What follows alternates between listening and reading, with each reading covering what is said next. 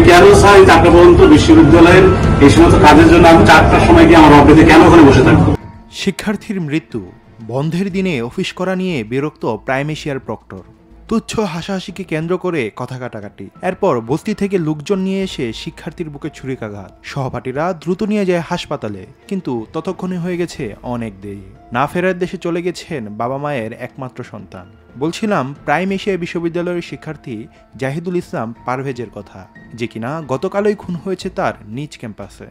ক্যাম্পাসের সামনে দুই বন্ধুকে নিয়ে ফুটপাতে সিঙ্গারা খাচ্ছিল সদা হাস্যোজ্জ্বল পারভেজ। এই হাসি যেন তার কাল হয়ে এলো।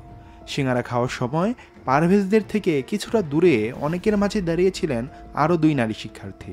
পারভেজদের হাসি দেখে নারী শিক্ষার্থীরা মনে করেন পারভেজরা তাদেরকে নিয়ে হাসাহাসি করছে।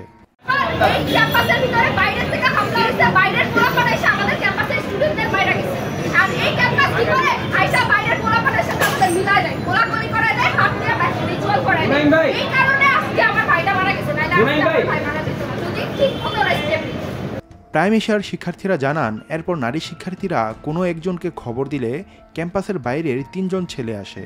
তারা পারভেজদের কাছে হাসাহাসির কারণ জানতে চায়। এরপর উভয় পক্ষের মধ্যে কথা কাটাকাটি হয়। বিশ্ববিদ্যালয়ের কর্মকর্তারা বিষয়টি মিটমাট করে দেন, কিন্তু ওই 3 যুবক আরও কয়েকজনকে পাশের বস্তি থেকে নিয়ে এসে বিশ্ববিদ্যালয়ের নিচে অবস্থান নেয়।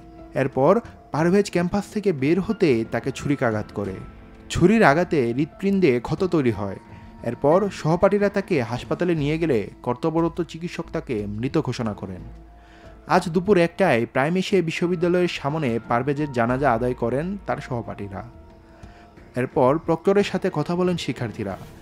শিক্ষকরা কি করছেন এবং নিজ বিশ্ববিদ্যালয়ের শিক্ষার্থীর মৃত্যুতে সুখীভূত কিনা প্রক্টরের কাছে এমন প্রশ্ন করলে তিনি বলেন, আমি কেন স্যার 4টা পর্যন্ত বিশ্ববিদ্যালয়ের এই সমস্ত কাজের জন্য আমি 4টার সময় গিয়ে আমার অফিসে কেন ওখানে বসে থাকবো? এটা আমার স্যার আপনার কাছে জবাব। এতে বিরক্ত হন শিক্ষার্থীরা। এরপর শিক্ষার্থীরা ক্যাম্পাসের সামনে থেকে মিছিল নিয়ে কাকলিতে যায়। কাকলি থেকে বনানী থানার সামনে অবস্থান নেয়। সেখানে দায়িত্বরত কর্মকর্তার আশ্বাসে আশ্বস্ত হয়ে ফিরে যান তারা।